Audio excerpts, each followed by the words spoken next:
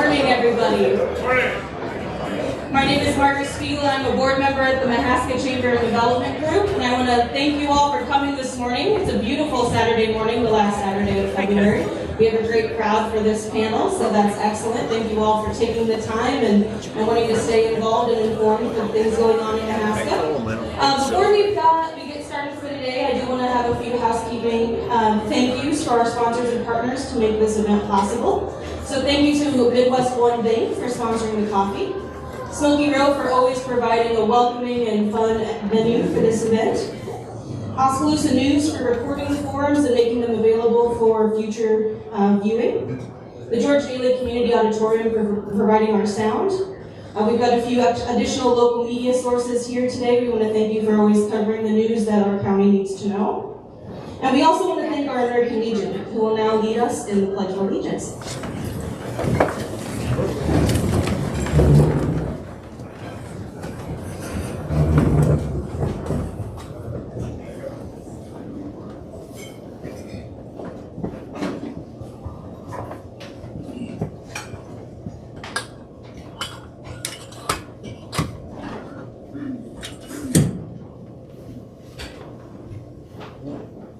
Pledge allegiance to the flag of the United States of America and to the republic for which it stands, one nation under God, indivisible, with liberty and justice for all.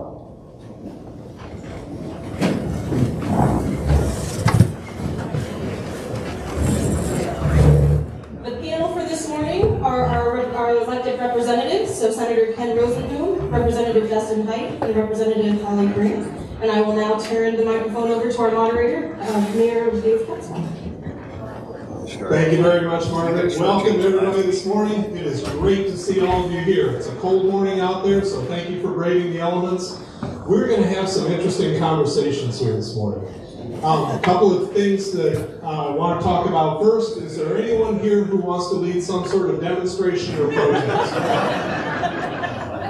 We like to get that taken care of first so we don't speed things along after that. So anyway, more on that later. In the meantime, do you have any opening comments? Ken, will we start with you? Are we on? Yes, we are. Thank you, Dave.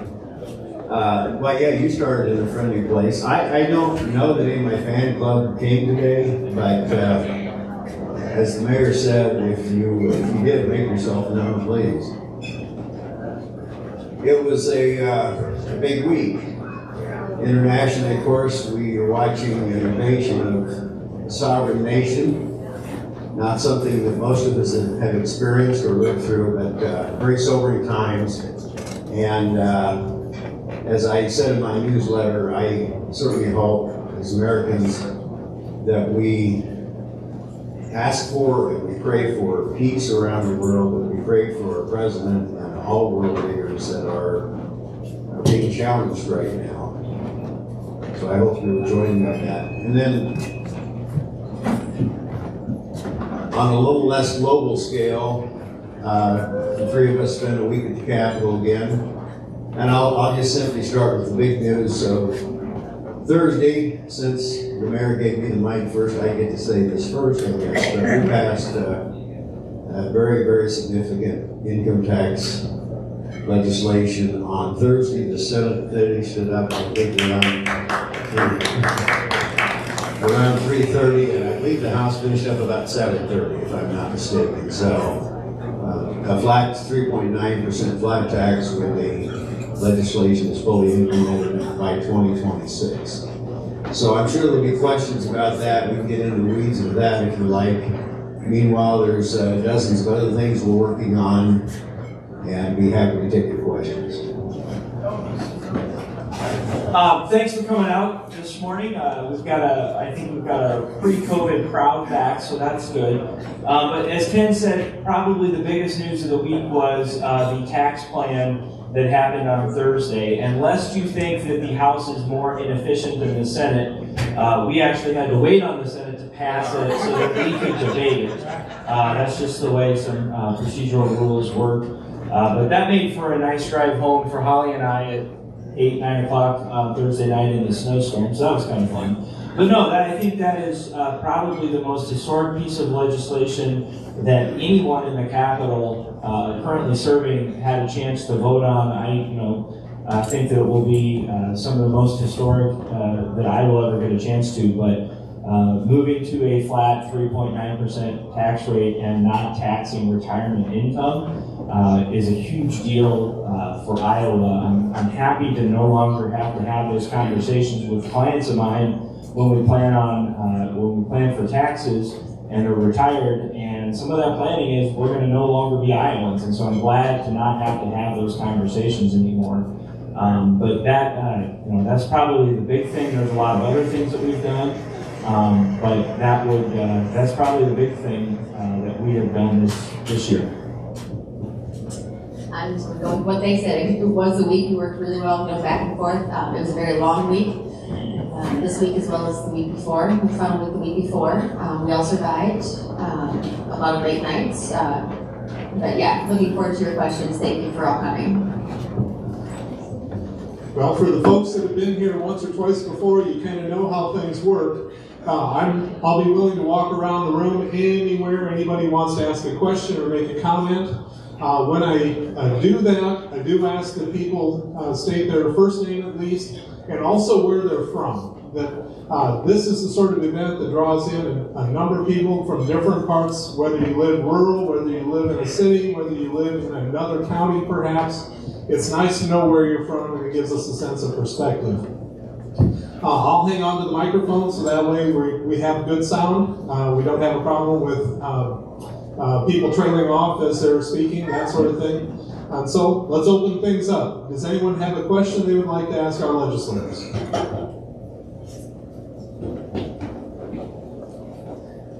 Are you kidding me? All right. Well, thanks. Yeah, we'll see you later. I'm sure there are plenty of souls that could work out of Bob. Bob Morris, Moscalisa. Question having to do with the proposed flat tax. One of the probably the primary argument against flat tax is the argument would be that it is aggressive, that it provides greater benefits to higher income persons than middle and lower income persons. Can you tell us what your response is to that? Why is this a good idea from that standpoint? So Bob, you have to look at our whole tax, I'll call it a scheme, but the whole tax program. First off, I think this was the 2018 tax cuts where we will eventually couple with the federal taxable income, and so what that means is a hefty standard deduction to match up with the feds. Right now I think it's $24,000 for married filing jointly, and I could be off a little bit with that number. So to talk about the the progressivity of it, first off, I think that's a big thing to understand is we wouldn't tax that first amount there. Secondly, Iowa still has our largest tax credit in the state is the earned income tax credit, which goes towards folks that earn income but not a significant amount. And so I think between those two things, it actually does maintain a progressive nature in the tax structure. Well, are we on? Yes, we are. There's the simple fact that a flat tax is extremely simple. I spend several $100s every year to get my taxes figured, and that's because I don't trust myself to do them. Mine are somewhat complicated, so I can hire someone. The simplicity of it is great. But maybe a bigger point, and I've heard, of course, 1,000 times the charge that the rich benefit from the tax cut more than the poor. And of course, at one level, that's extremely true. They pay, by far, the biggest share of the taxes, so when tax cuts are involved, it stands to reason that they will receive the biggest cut. But the flat tax means that if you make $100,000 a year, you pay 3.9%. If you make $50,000, you pay 3.9%. Very simple, very straightforward. And I think you can argue the fairness of it both ways. Sales tax, nobody ever comes and talks a lot about that. We all pay 7% sales tax in the state of Iowa, whether you're rich or poor. So fair arguments on both sides, but the charge that only the rich benefit from this is simply not true.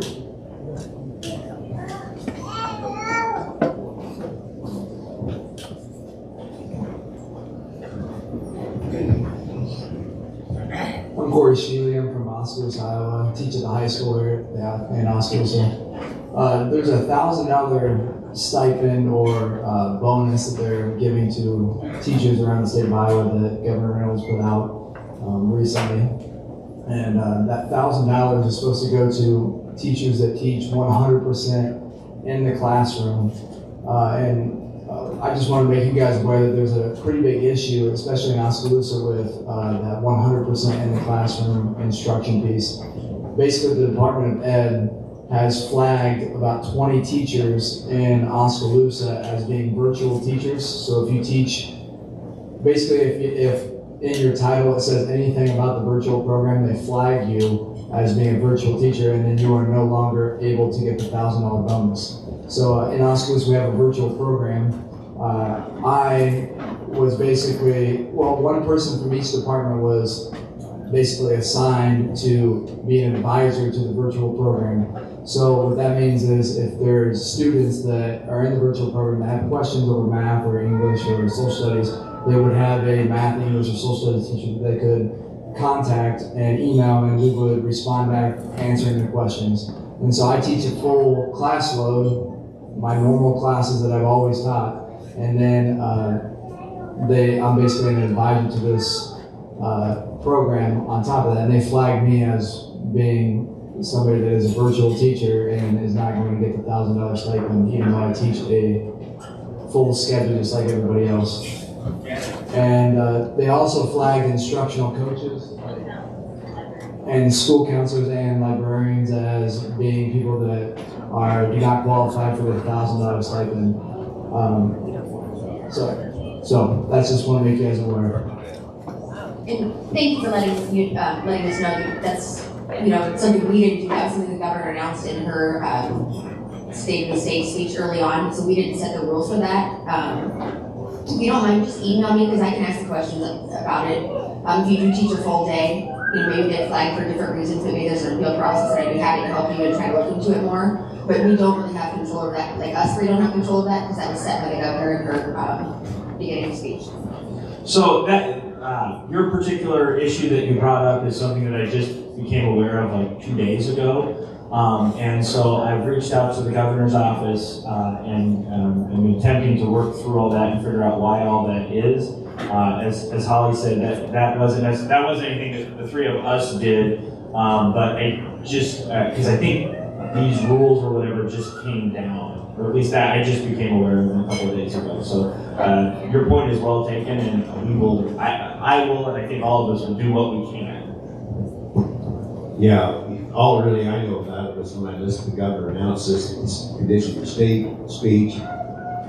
It was my interpretation, and maybe it was wrongly interpreted by me, but it was my interpretation that the distinction was being made to those school districts that chose to close down much more than was necessary in the eyes of the governor. So we'll check it out. Apparently it's being administered in a much different way than what I understood. So we'll check it out.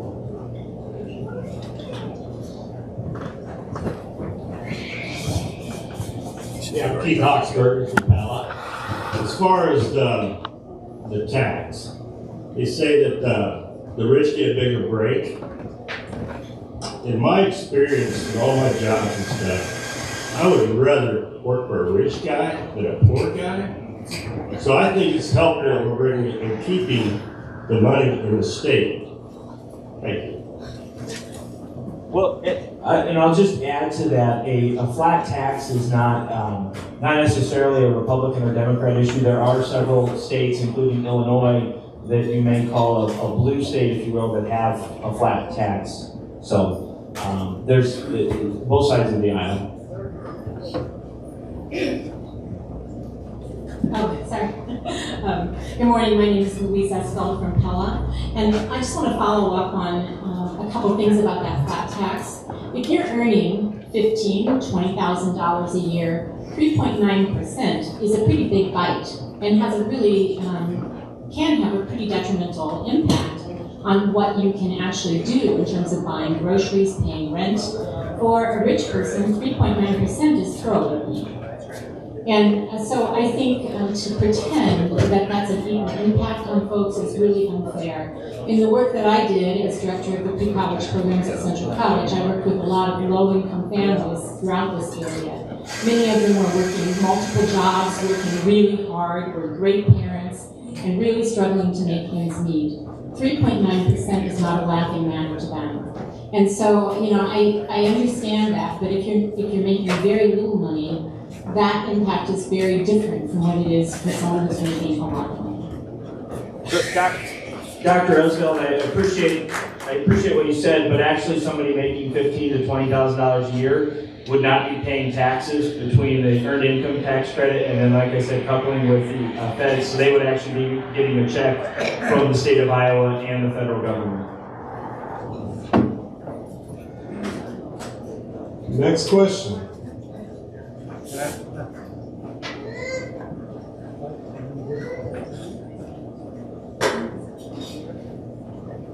My name is Pam Boldy of Pella, Iowa.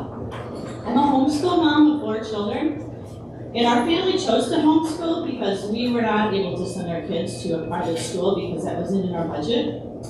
There are many families here today that can't even choose to homeschool because they can't afford it. They don't have school choice.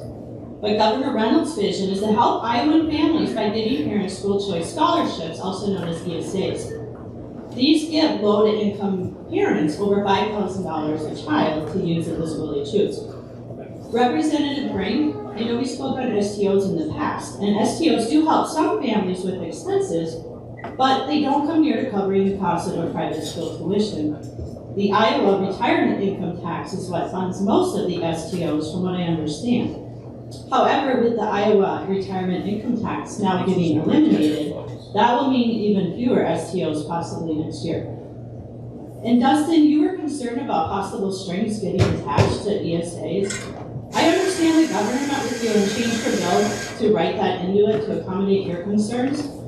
ESAs are not vouchers. They go to the parent who gets to decide where to spend her money on her child's education. This is like the government giving us a stimulus check, yet we get to decide where we're going to spend that money. Additionally, Iowa has been giving money to college students to use at the private colleges throughout Iowa with the Iowa tuition grant for 53 years to the tune of $50 million a year.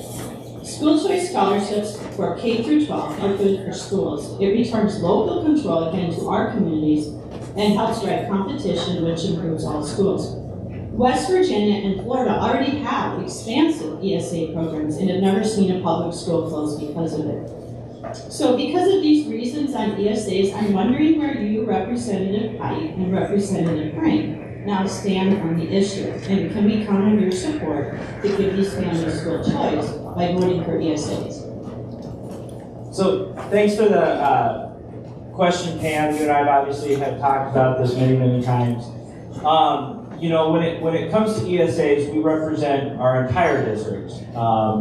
And I get where you're coming from. I'm a firm supporter of school choice in any way that we can, as long as it's the right way. And some of the concerns that I've expressed, this is not, anybody that's been following me, this is not new, is like you said, Pam, is when the government gives you money, the government tells you what to do. Like it or not, that's just what happens.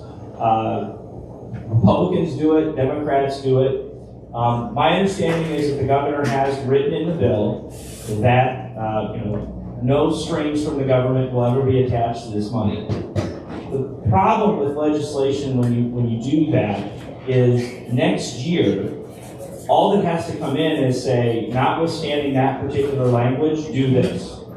And since I've been in the Iowa House, I have seen bills filed by very conservative people that attempted to use the Iowa tuition grant, as you said, to force private colleges and universities to do certain things. A particular bill that was filed by a particular Republican, who happened to also be the Speaker of the House, not our current Speaker, would have required Faith Baptist College in Ankeny to allow a atheist group to form on campus and to utilize campus resources just like any other group. That bill didn't go anywhere. That was assigned to me and I didn't move it on. But those things happen. I'm not making that up. I've had conversations with private school parents in my district that also have that same concern. I'm a supporter of the STO program. That is a program that provides tax credits to folks who donate to these STOs, and then those in turn are used for scholarships for people who are under the 400% of poverty level, much like the governor's proposed ESA. 400% of poverty level for a family of 4 is around $112,000, if my memory is correct. I might be off a couple $1,000. And so we have a program like that in the state of Iowa, and the beauty of that program is that is not the state dollars, that is individual dollars, and the state can't say what to do with those. I am open to thoughts and suggestions because I do think that our private schools make our public schools better. But some of the things that I've expressed, those are concerns of mine. I know homeschooling families have fought for a long time to get where they are so that the government stays out of your business. You can do what you want to do, and I think that's important, and that's a huge win.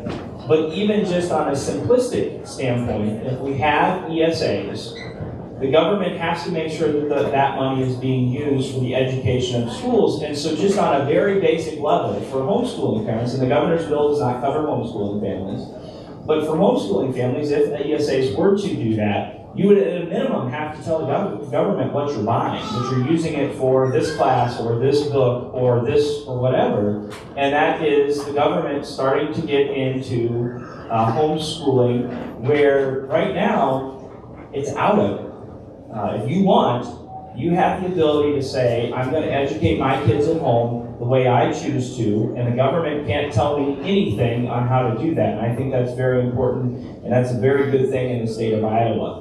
So, I have those concerns about ESAs, and I'm not necessarily a supporter. Now, I would say this. I know that on statewide radio, I was called some names because I was the guy standing in the way of this. I'm flattered for people to think that I can stand in the way of a bill. I wish I had that power. I don't. The support was not there in my education committee. If it was, it would have been brought up for a vote. It just wasn't there. It has been moved to appropriations. We'll see what that happens. But I also know that there are a substantial number of Republicans in the Iowa House that have concerns about this proposal, much like I have expressed. And I just want to follow up as well with this. I do support parents' right to choose necessarily where they, what they want to do. But it also comes with, the obligation. You have a choice in public schools. You homeschool. Last year, I ran a bill that actually included you in the tax deductions. That you've never been included. I absolutely support what you're choosing to do.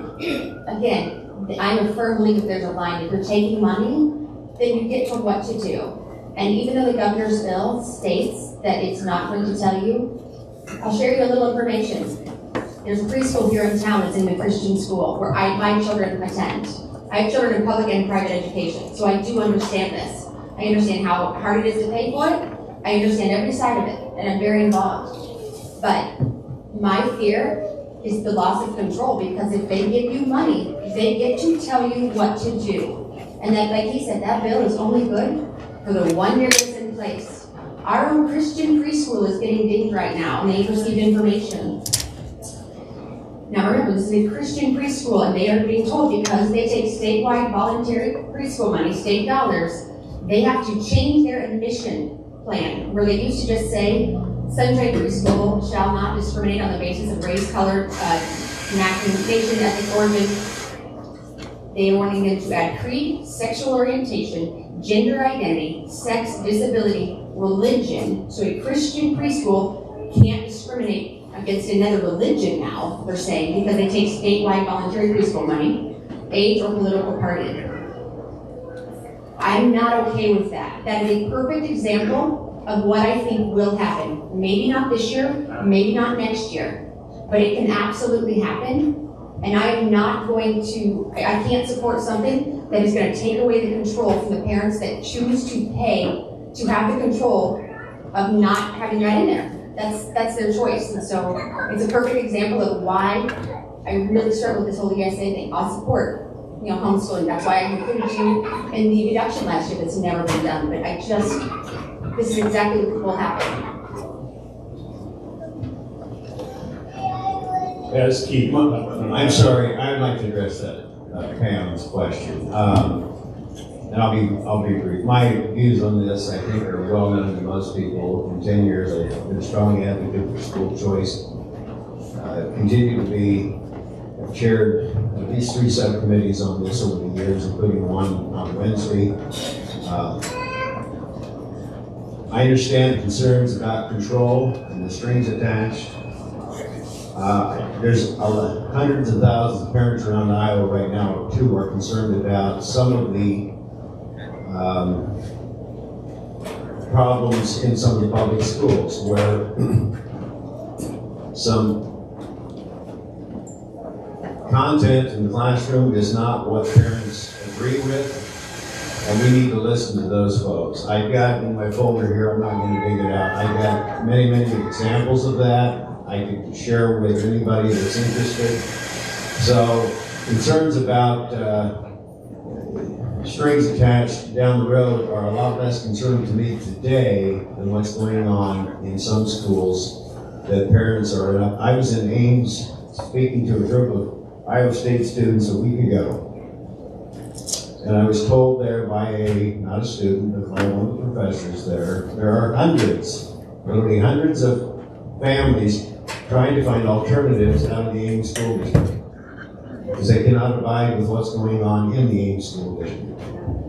Those are not imagined things, those are very real, and that brings this matter of school choice to the forefront. This is a very, very, very modest program.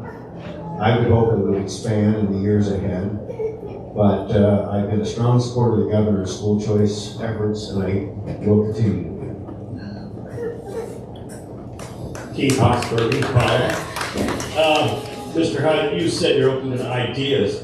Can't we just let the program go forward? And as Holly had said, let the people choose?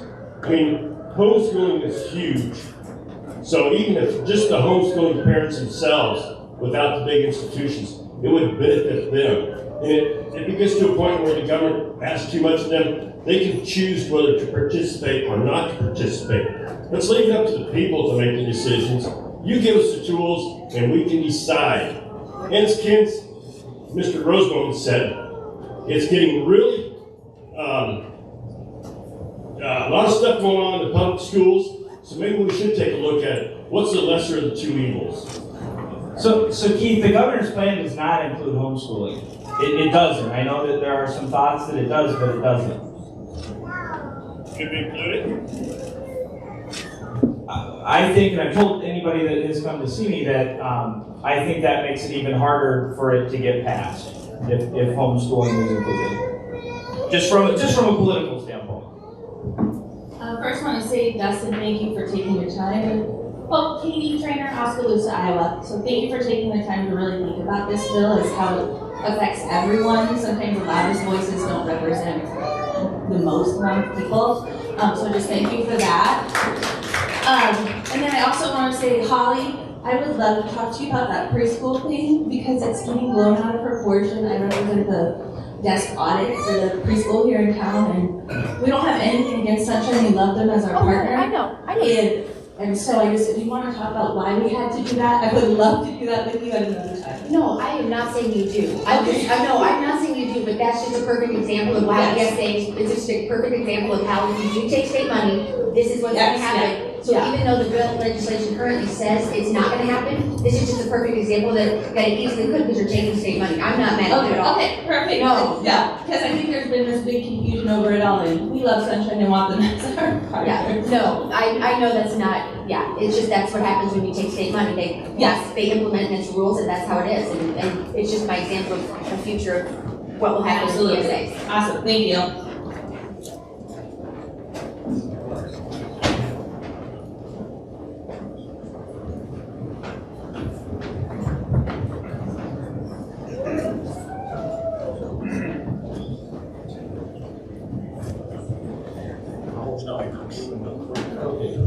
Paul Zylstra, I'm from Bussy, Iowa.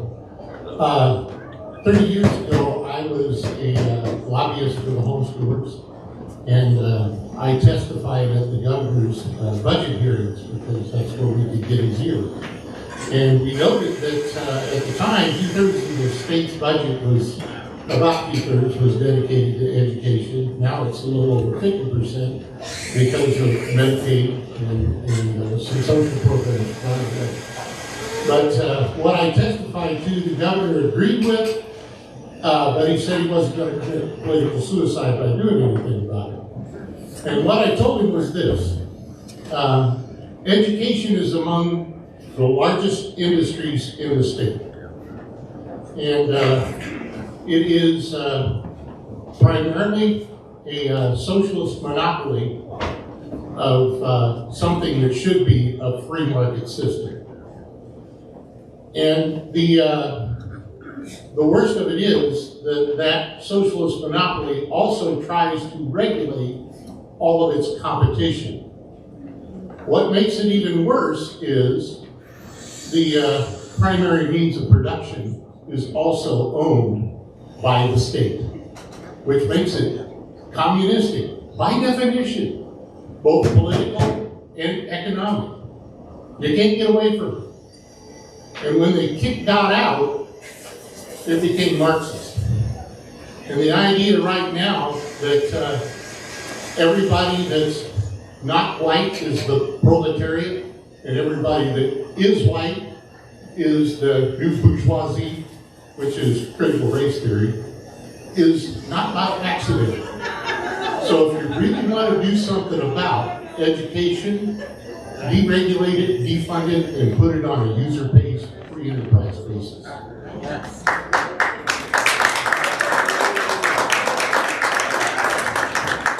Only the rich people can be educated. That's why Branstad said, I'm not going to commit political suicide.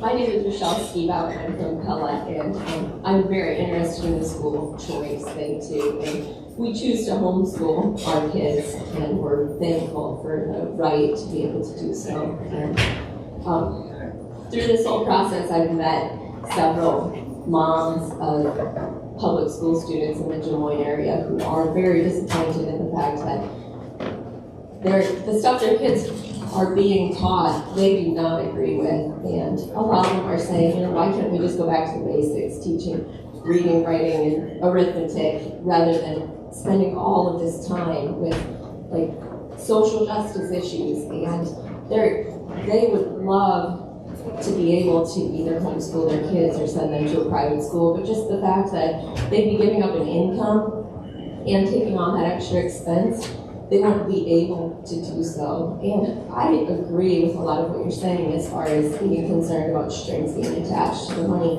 I am concerned about that too. But like in all of the reading I've done in the history, the reality is that the government chooses to attach strings to education, they can do so whether or not this legislation is in place.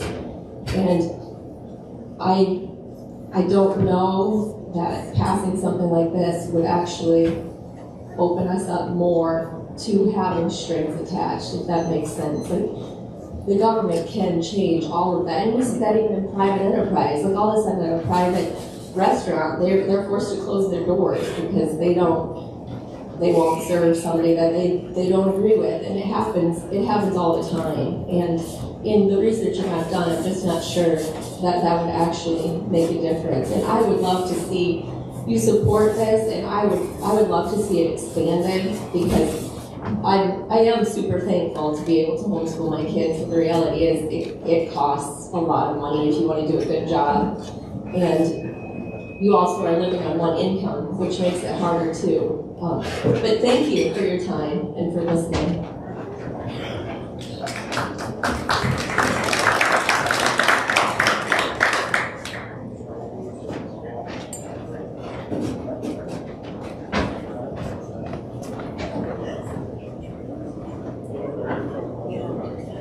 Kathy Brome from Pella, Iowa.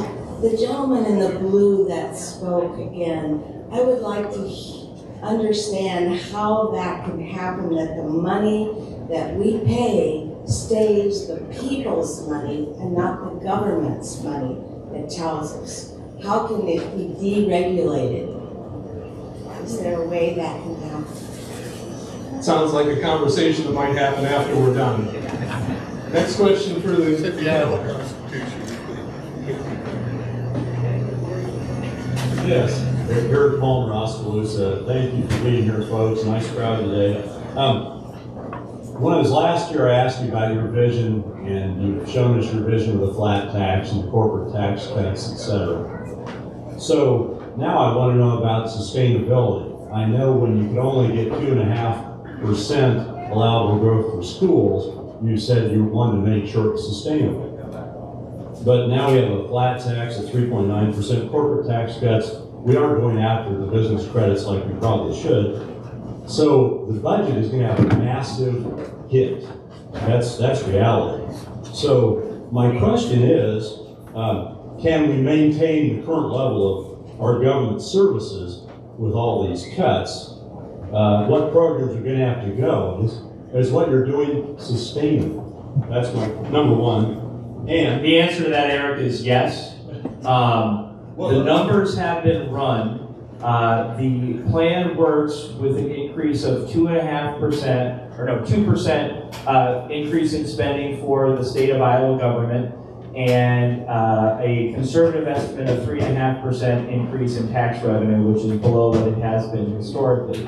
So the answer is it sustainable? Absolutely. When folks talk about 2.5% allowable growth for schools, it actually, well, that's the allowable growth. It was 156. There was a whole bunch. It was actually more money in that. It was property tax relief to Iowans. It was part of that goal, and some equity funding and all that kind of stuff.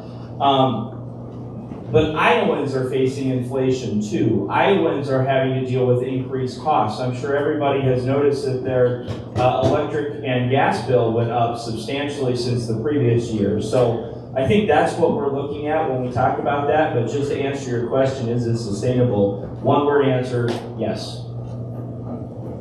Well, and I'll answer, you can come back, Gary. It's sustainable. We got in this situation, we've been working 5 years to get to where we can do this for Iowans. And the first thing we have to do is control spending, which I think we've done a nice job of. We have nearly $1 billion in the emergency funds that you're familiar with. We have over $1 billion in the taxpayer trust fund, and we will have over $1 billion in our ending balance on June 30. That means that we're collecting a lot more money than we're spending now. So that's why we have to look at the tax rates. The other thing that we have to remember, and you're right, we could have some bumps in the road. I think we projected growth in the budget, 3.5% I think is the number. If that doesn't happen over time, it's written right in legislation, then we can access the taxpayer trust fund to make up the difference on a one-time basis. So, fair questions, but we don't do this in a vacuum. We don't do this looking at a bunch of numbers one day and decide we can do a tax cut. We've been working on this for years, and we will continue to work on it going ahead to make sure we've always worked with a 5-year look ahead on the budget. And that's true of this, and will continue to be true going forward. A little bit of a follow-up to that. I recently read that they were kicking the park rangers out of the parks in Iowa because apparently they don't have money to maintain their homes. And it would appear that you have some budget issues that you have not addressed that really do need addressed. The other concern I have about sustainability is the IPERS program in Iowa. Is IPERS, under what you're doing now, going to be sustained? I'll tackle the park rangers question. It's a fair question. Unfortunately, you're reading right from the union playbook on it. That's the information that you have. I have their information too, Eric. I know what it looks like. The director of DNR is updating we're talking about the houses that are in our state parks. There's like 23 of them or 26 of them, and they're in various stages of repair. It's quite a hodgepodge of circumstances that we have in all of our state parks. As the chairman of the natural resource or the Ag and Natural Resources budget, it falls in my budget. We're working with the director day by day. I visited with her again Wednesday morning about this. There are not kicking park rangers out of houses. They are adjusting, and I think good government should recognize that things change, and when they change, you have to change with it. So I think the director's doing a really nice job of sorting out the hodgepodge that she inherited, and I think she's going to make it better. I think it'll all be fine.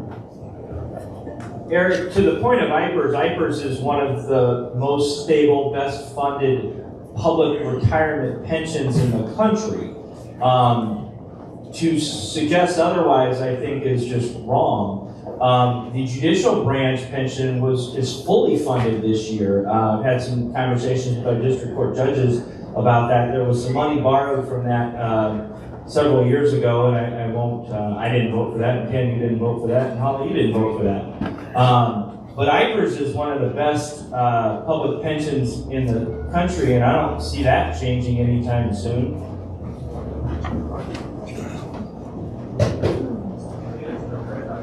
Susan from Pella, and I have a couple of questions. Number one, first a statement. Corporations attract people to a state. They look for places to park their businesses when there are strong infrastructure. Strong public schools are a big attraction to young families. And I fail to understand how starting our public schools is going to strengthen our position for attracting business in this state. I'm sorry, did you say starving our public schools? I thought that's what you said. I'm sure Holly and Dustin will have a few things to say. I won't accept that premise that we're starving the schools, and I'll give you a couple of examples of why I say that. In the last 10 years, the state of Iowa has increased funding for education, $1.12 billion, from roughly $2.6 billion a year to now over $3.7 billion a year. I always try to look at the big picture, do a cost analysis on that, run an inflation factor on that, and you will find that in Iowa, the last 10 years, we have not only kept pace with inflation on funding education, we've kept pace plus 6%. That does not equate to starving our schools. So I've had thousands of emails over 10 years from teachers around the state. I know the mantra, I know what's said every year, but starving our public schools is not accurate, and quite frankly, it's not fair. I'm also going to say this is only my 4th year. However, I do not feel that we've starved. If you want to look at some statistics from non-biased parties, we are number 1 in graduation rate in Iowa. 91% of our kids graduate. We're now number 4 in the amount of the last 5 years, in the amount of increased funding we have gave education. Teachers in the room, you used to be in 17 and 18. You guys were 8th in the United States based on your pay. Under Republican trifecta, you're now number 6 because of how much money we put in there. We're number 26 in college readiness and 46th in efficiency. So basically, we graduate and we're half ready to spend more than anyone else. If you want to go into more of the funding side of it, last year, Based off the amount per student we gave and the hours in the classroom, we spend $14.93 per hour per student. That's almost double the minimum wage. That doesn't include our property taxes, fundraisers, or anything else. So even for a 5-year-old, almost double the minimum wage per student we are investing in that. So if you would like to tell me the dollar amount that is enough, we can maybe make a plan to get there. But when you are spending almost twice the minimum wage amount on a 5-year-old, a 6-year-old, 7-year-old to invest in them, to invest in their education, I have a hard time accepting that we are starving them. We also don't deappropriate from them. I believe in following through with what we say. So when the schools set their budget, that's why we try to push to hit in the first 30 days. We know we don't always hit there, but we really focus that so schools can set up their budget. Because they also know we don't deappropriate from them. Unlike in the 2000s, when it was, they promised 4%, they only got 1. The next year, they promised 4%, they actually went negative 1.3. There was another year they promised 4%, got 2. Or the one year, it was a freeze, they promised that, and they actually took away 10%. We have not defunded, so when we're talking about funding and that type of stuff, we also follow through with our promises, which I think is very important.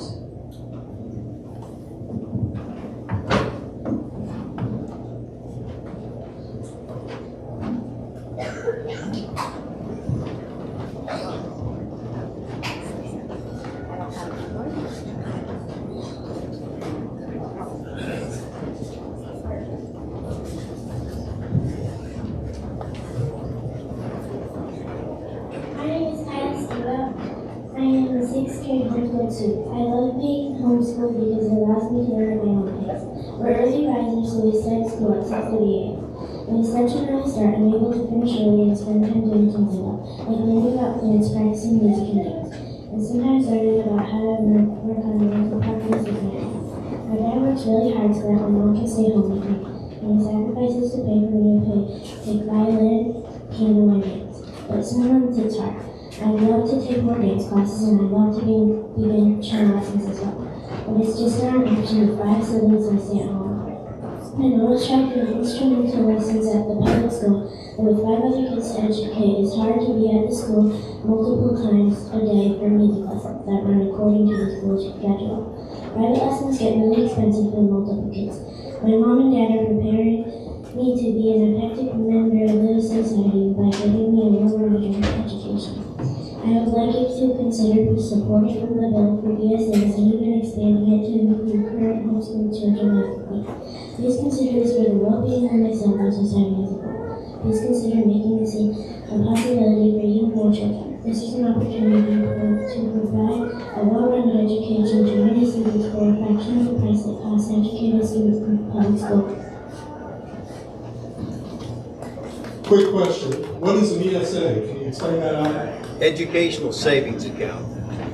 An educational savings account.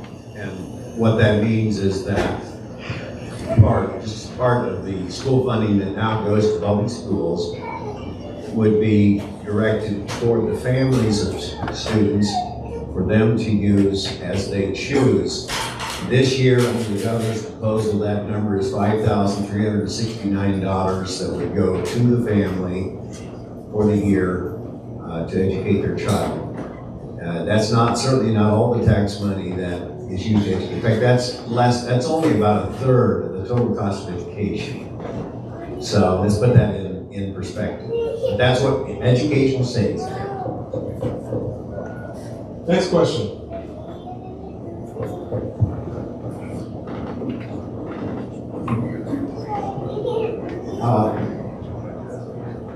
I'm from home. Joe Warwick from Oskaloosa. They do say that Iowa has been reported as being #1 in bridge deficiency. Is there any idea how you're going to approach this thing to get our bridges back up, all our bridges back up? Now, I don't know if that's just secondary roads, if that's county roads or city roads, but evidently it's becoming a serious problem. One of the hazards of our job, Joe, is to sort out all the facts that we're told. #1 in bridge deficiencies. Maybe in terms of raw numbers, that may or may not be true. I don't know, because we have a lot of county roads, a lot of county bridges on those roads. we're also number one, I just read a week ago, we're number one in traffic safety management. That's a plus. So I'm not sure how number one in traffic safety sets alongside number one in bridge efficiency. So my point is, we hear lots of numbers, and you and I have both been county supervisors. We've dealt with those issues as they come up. I think we'll continue to. The infusion, I mean, we did raise the gas tax in 2015 to address that issue. The federal government spending money like drunken sailors, I think some of that will be directed to some of those efficiencies. So, yeah, we have a lot of bridges that need work. I don't know that we're in any sort of emergency situation.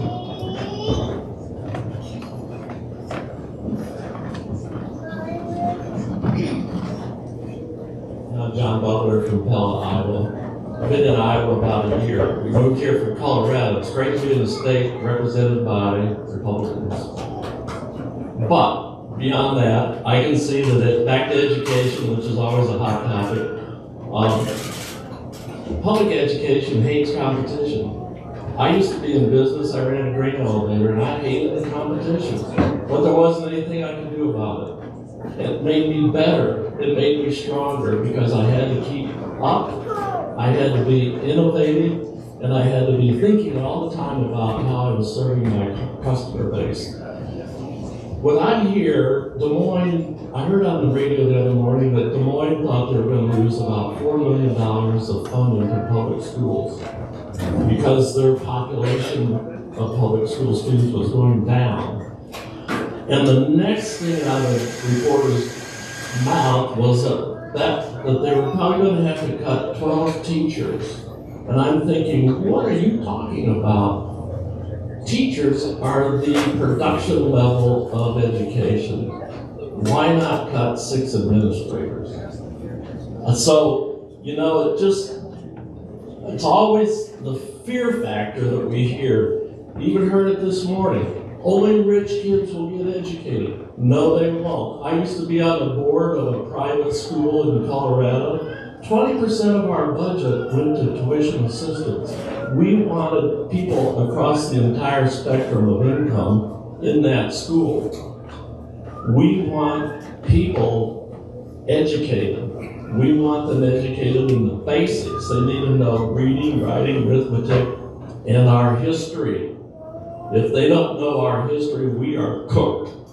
I'm telling you. So, you know, yep, we need competition. We need competition. Public education is broken. They have an agenda. We don't agree with the agenda.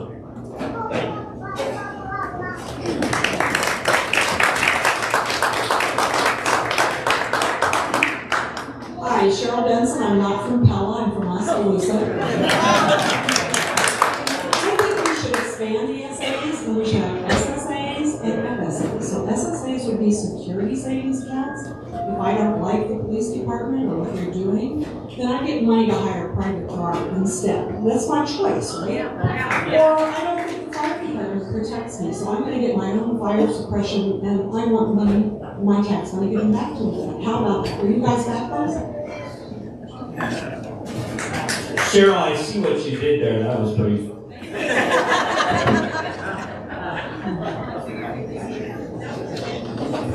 Last question. Again, Louise from Pella, and here's my question for you. I want to know if you can look in the eyes of your public school administrators and your public school teachers who come from all kinds of backgrounds, all kinds of religious traditions, all kinds of political perspectives, and tell me that they have an agenda. Do you believe that? And do you back the people who call us socialists, who call us communists? I think everyday educators across our country, but especially in Iowa, go to work, they care about the kids, they can make so much more money elsewhere, but they're there every day on the front lines, working to help kids find their future, find out what they're interested in, what they care about, maybe a vocation, to learn something new, certainly to learn the basics. But you know that we can do so much more than that. Are you behind these statements that call public school educators communists, who say that we have an agenda, that our agenda is to educate America's children? Can you talk? Well, thank you for the question. It's a fair question, and I thank you for bringing it up because I think we need to clarify some things. Everybody seems to want to speak in generalities.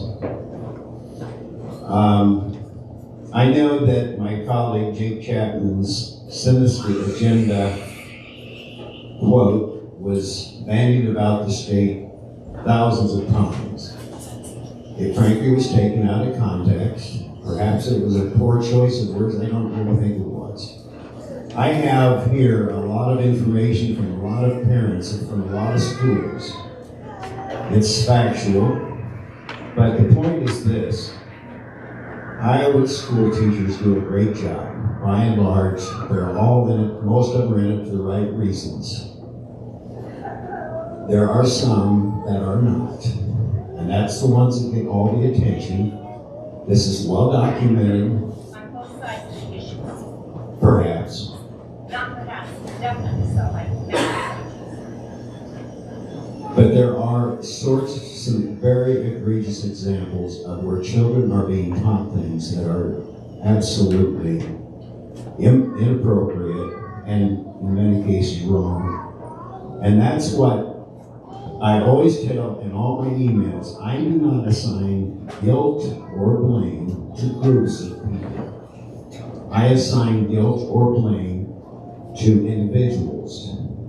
And in this case, there are some in the teaching profession, just as there are in all other professions, that have lost their way. They're very vocal. Don't worry, I get emails from them. I know who they are. Yes, you need to understand that parents are going to react to some of the things that have been happening in our schools. That's what's going on now. That's why school board elections are a bit more interesting now than they were maybe 5 years ago. So I just encourage you as a teacher to understand that neither me nor any other legislator hates teachers or groups you all together. But these problems get laid at our feet. I can read you a poem that was assigned to high school students in a very rural school. It's unbelievable to me that this poem was assigned.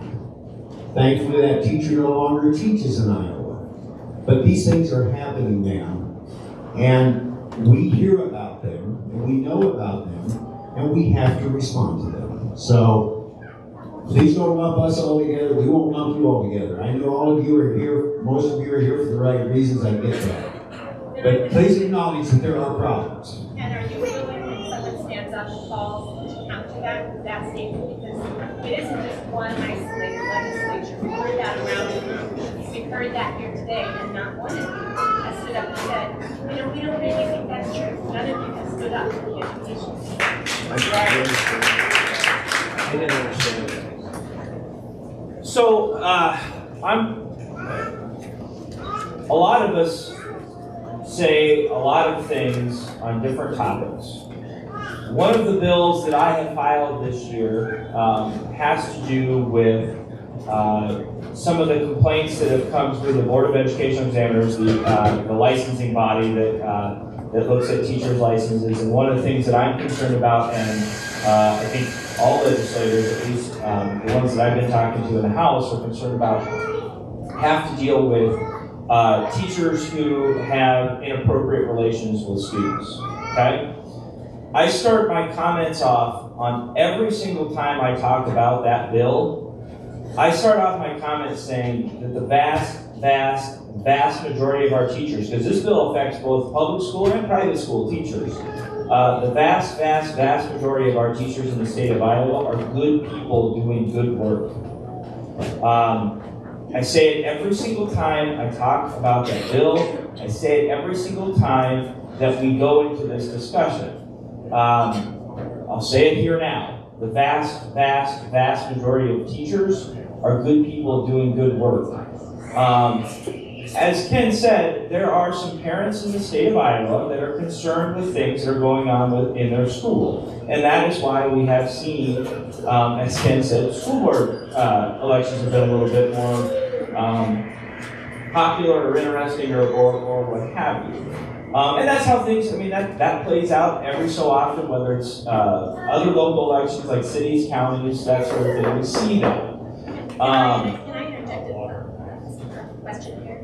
So you're talking about how you perceive and respond to individual complaints. And as a school administrator, program leader, I agree. I've actually dealt with teachers who had inappropriate behaviors.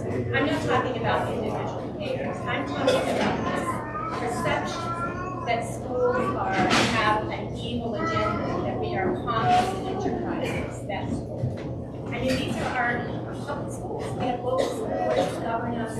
We have administrators we hire, we select, teachers we hire and select. So, again, I would direct you to my public comments. I've been asked many times about Senator Chapman's comments. I've been very clear. Been in the Des Moines Register many, many times.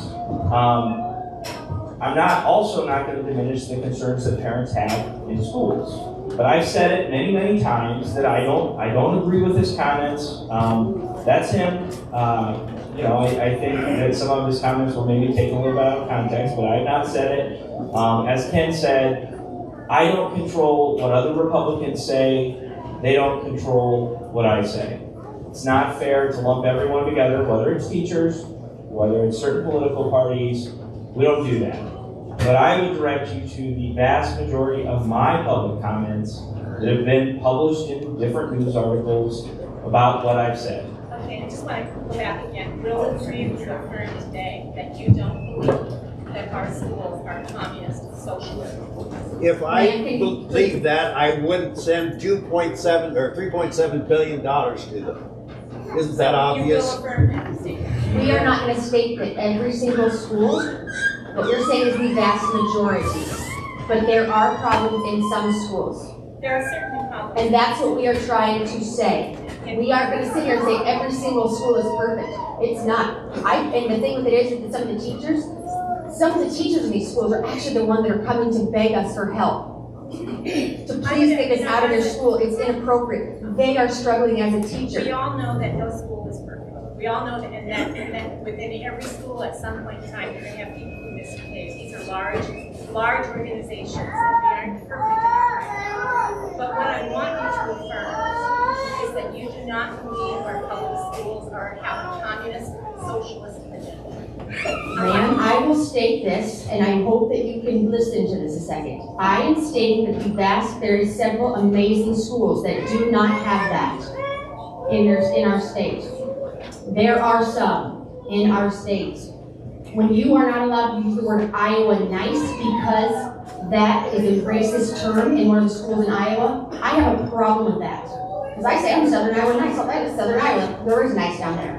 But there's a school, the teacher brought it to me, she's so upset. They're not even allowed to say Iowa nice because that's racist now. I have a problem with that. That is the type of stuff we are talking about, that there's problems in some of our schools. There may be those kinds of isolated problems. And that's what we're saying. Yeah. That's what we're saying. Do I think you're that teacher? No. But there are some schools in Iowa that are having problems and stuff like that. I have a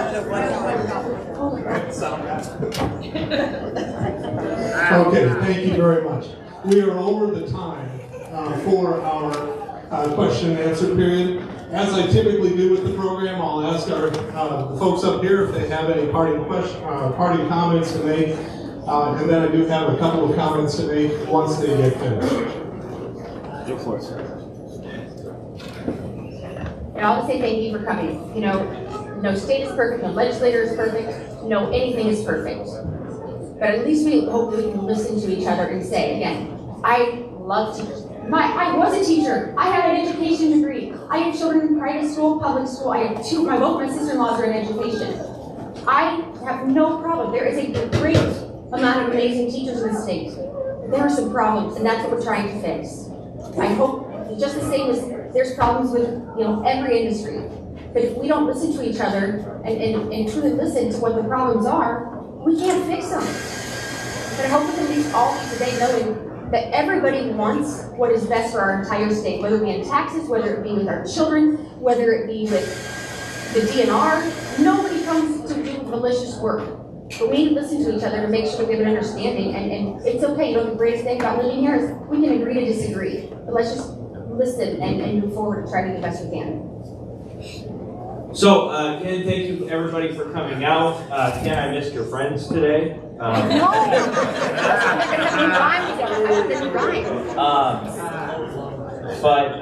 thank you for everybody for coming out.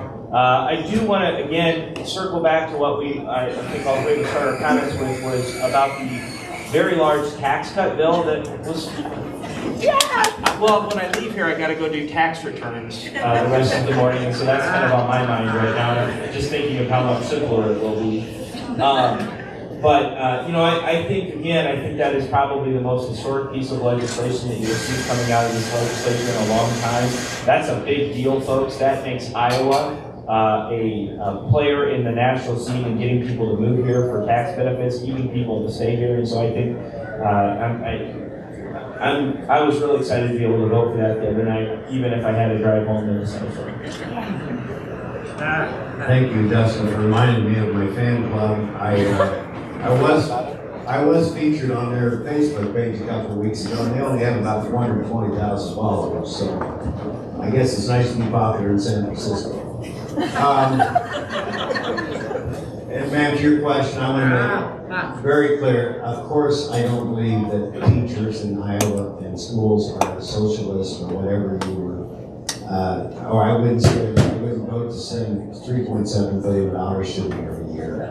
But please, let's not be tone deaf to what parents are deeply concerned about. I got thousands of emails to prove it, in case you're wondering where I get my information. So, thank you for coming today. It's always a great dialogue here. I'm glad. I thank you for being part of the dialogue. We don't always agree, as Holly said, but appreciate the dialogue and keep praying for our country and our world. Thank you.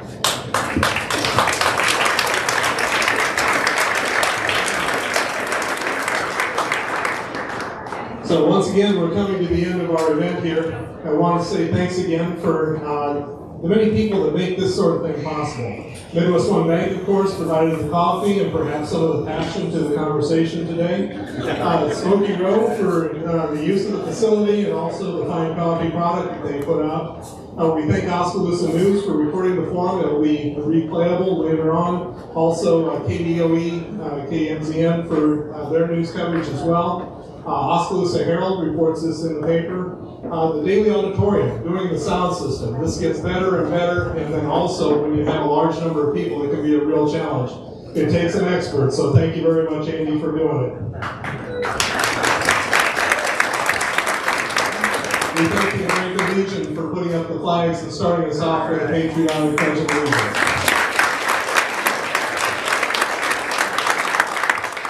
And for those of you in the viewing audience who are watching the replay, you're not here today. And so a lot of times one of the more important things that happens is the meeting after the meeting, where you have an opportunity to kind of buttonhole the legislators and actually get a chance to speak to them without a microphone and without a crowd. So everybody in this room has the chance to do that, and please do. So thank you everyone for being here today. Go out and make it a great weekend.